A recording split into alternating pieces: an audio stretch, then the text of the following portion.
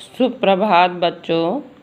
आज मैं आप लोगों को बसंत भाग 2 के पाठ 10 अपूर्व अनुभव कहानी के बारे में बताने जा रही हूँ। यह पाठ तोतो-चान जो जापानी पुस्तक है उससे लिया गया है। तोतो-चान विश्व साहित्य की एक अमूल्य निधि है जो मूलतः जापानी भाषा में लिखी गई है।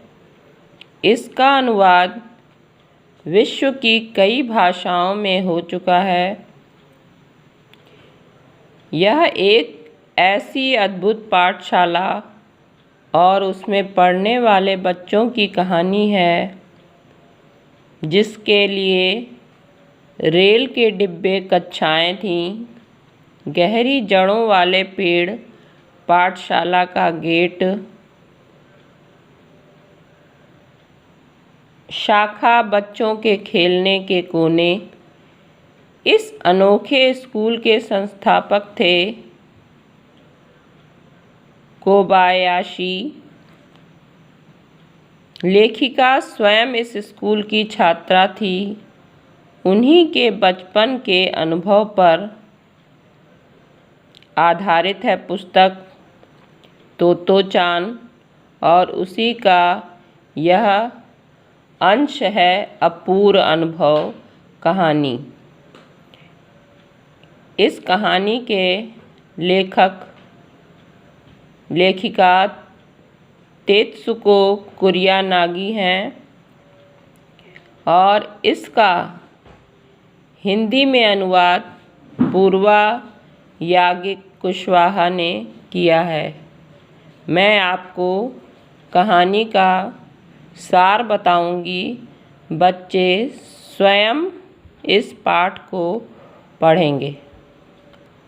कहानी का सारांश इस प्रकार है। यह कहानी दो पात्रों, बालिका तोतो-चान और बालक यासुकी-चान के इर्द गिर्द घूमती है। यासुकी-चान तोतो-चान से आयु में 1 वर्ष बड़ा है। यासुकी-चान को पोलियो हो जाने के कारण वह अपंग यानी दिव्यांग हो गया था। सभागार में एक शिविर लगता है। शिविर लगने के 2 दिन बाद तोतो-चान को एक साहसिक काम करने का अवसर आया। काम था पेड़ पर चढ़ना। तोतो-चान स्कूल की आधी छुट्टी के समय, यानी जो बच्चों के लिए भोजन करने का समय होता है, उस समय या स्कूल के बाद जब स्कूल समाप्त हो जाता था तो अक्सर पेड़ पर ही चढ़ी मिलती। इस बार तोतो-चान ने यासुकी-चान को पेड़ पर चढ़ने का आमंत्रण दिया। इस बार तोतो-चान ने यासुकी-चान को पेड़ पर चढ़ने का आमंत्रण दिया। अपंग होने के कारण तोतो-चान के लिए यह कठिन काम था क्योंकि वो जानती थी कि यासुकी-चान जो है वो पोलियो से ग्रस्त है और उसे पेड़ पर चढ़ना बड़ा मुश्किल होगा।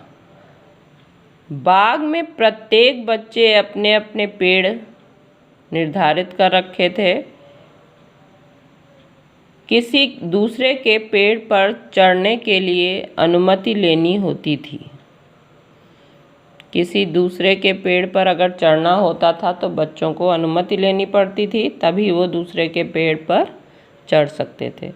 जब तोतो-चान स्कूल पहुंची तो उसने यासुकी-चान को क्यारियों के पास देखा। उसने देखा कि यासुकी-चान जो है वो क्यारियों के पास है। चूँकि अपंग होने के कारण यासुकी-चान का अपना कोई पेड़ नहीं था। अतः तोतो चान को उसके प्रति सहानुभूति थी। वह उसे अपने पेड़ के पास ले गई और चौकीदार के छप्पर से एक सीढ़ी ले आई, क्योंकि स्कूल में जो चौकीदार था उसके पास से वो एक सीढ़ी ले आई जो लकड़ी की जैसे बनी होती है, जो पहले हम प्रायः यूज़ करते हैं कभी कभी अपने घर में, जो साइड में टाण वगैरह बनी होती है जिस पर सामान रखना होता है, तो उसके लिए भी उस सीढ़ी का प्रयोग किया जाता है। तो चान ऐसी ही एक सीढ़ी ले आई। उसने सीढ़ी को तने से इस प्रकार सटा दिया कि द्विशाखा तक पहुंच जाए, जो पेड़ की 2 शाखाएं बनी होती हैं वहां तक पहुंच जाए।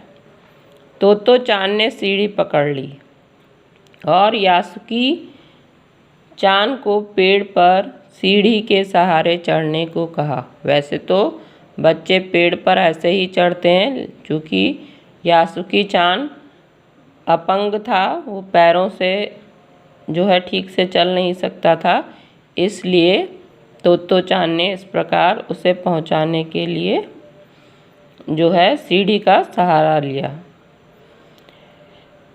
तो चान ने सीढ़ी पकड़ ली और यासुकी चान को पेड़ पर सीढ़ी के सहारे चढ़ने को कहा, परंतु अधिक कमज़ोर होने के कारण वह पहली सीढ़ी भी नहीं चढ़ पा रहा था।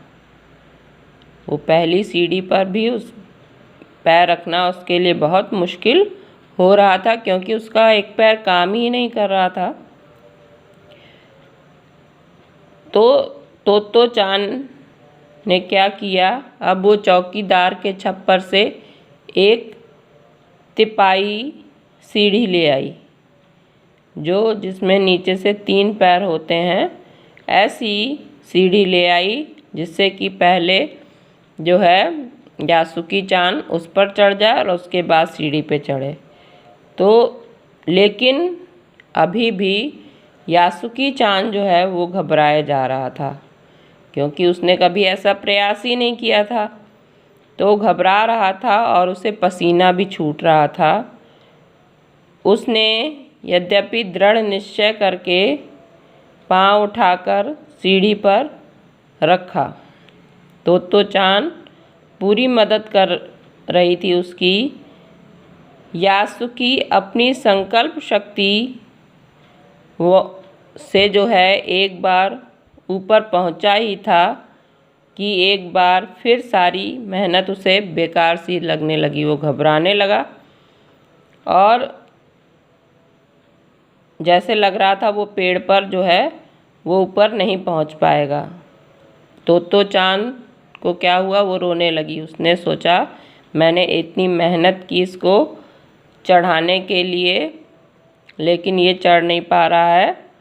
वह यासुकी को अपने पेड़ की तमाम नई चीज़ें दिखाना चाहती थी, जैसे कि पेड़ पर वो फूल हैं, पत्तियां हैं, शाखाएं हैं, तो इस तरह से वो दिखाना भी चाहती थी और उसके प्रयास में भी कोई कमी नहीं थी। वह हर तरह का प्रयास भी कर रही थी कि यासुकी चान जो है वो ऊपर चढ़ जाए। और तो चान पोलियोग्रस्त यासुकी की जो उंगलियां अकड़ गई थीं उनको अपने हाथ में थामती हुई जो है वो बोली कि तुम लेटे रहो, तुम जो है लेटे रहो, मैं तुम्हें पेड़ पर खींचने की कोशिश करती हूँ। उसने कहा जो सीढ़ियों के सहारे तुम ऐसे अपने को कर लो जैसे कि तुम लेटे हुए हो। तो आखिर उसका ये प्रयास सफल रहा। इस तरह से उसने किया और वो पेड़ पर स्वयं आगे जाकर उसको ऊपर की ओर खींचती है। और अब दोनों जहाँ पेड़ की 2 शाखाएं होती हैं तने के बाद, वहाँ पर आमने सामने थे, वहाँ पर पहुँच गए। अब तो चान ने यासुकी चान से कहा कि पेड़ पर तुम्हारा स्वागत है, मेरे पेड़ पर तुम्हारा स्वागत है। इसके बाद यासुकी ने ऐसा अनुभव किया जो अपने आप में अपूर्व था, यानी अनोखा था। तो बच्चों, ये कहानी है। इस तरह से तोत्तो चान ने जो है यासुकी चान को पेड़ पर चढ़ाने के लिए बहुत कठिन प्रयास किया और यासुकी चान अपंग था, वह पेड़ पर नहीं चढ़ सकता और था, लेकिन तोत्तो चान की तमाम कोशिशों से वह पेड़ पर चढ़ गया। तो यह उसके लिए अपूर्व अनुभव था और तोत्तो चान ने प्रयास करके यासुकी चान को जो है पेड़ पर चढ़ाया, इसलिए उसके लिए भी यह अपूर्व अनुभव था। बच्चों, अब इस पाठ के कठिन शब्दों के अर्थ मैं बता रही हूँ। शब्द है जैसे सभागार। कहानी पढ़ते समय एक शब्द आया था सभागार। सभागार वो स्थान होता है जहाँ पर हम बैठकर मीटिंग वगैरह करते हैं। तो बैठक करने का एक बड़ा सा जो कमरा होता है, कक्ष होता है, उसे हम कहते हैं सभागार। दूसरा शब्द छप्पर, झोपड़ी के ऊपर घास फूस की छत। झोपड़ी के ऊपर घास फूस की छत बनाई जाती है, उसे हम छप्पर कहते हैं। सूमो, जापानी पहलवान। जो जापान में कुश्ती लड़ते हैं, जापानी पहलवानों को जो है सूमो कहा जाता है।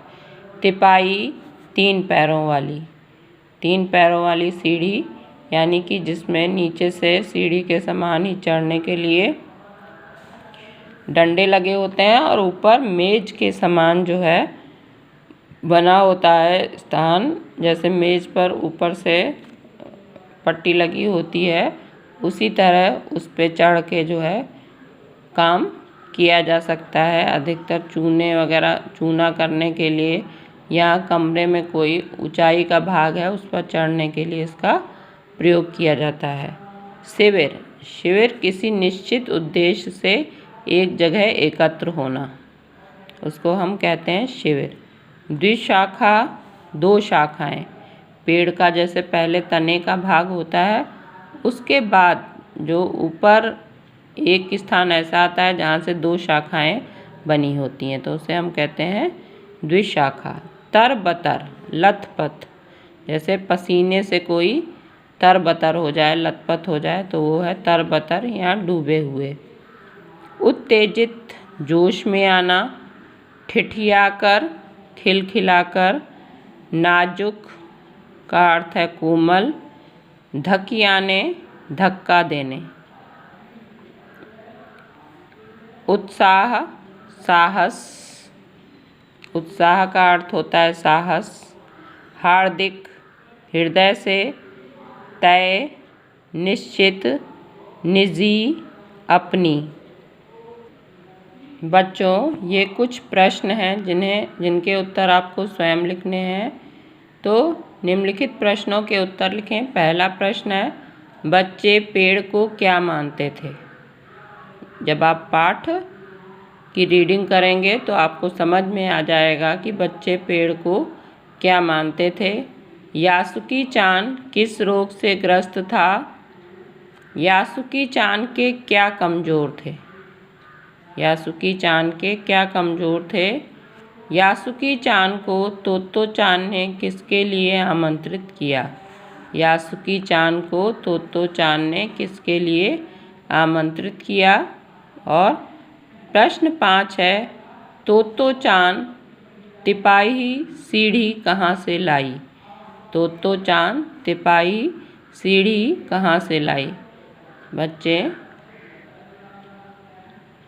आप लोग इन प्रश्नों के उत्तर स्वयं लिखेंगे और यदि फिर भी आपको पाठ पढ़ने में या उत्तर लिखने में किसी प्रकार की कोई परेशानी आती है तो आप मुझसे पूछ सकते हैं। धन्यवाद बच्चों।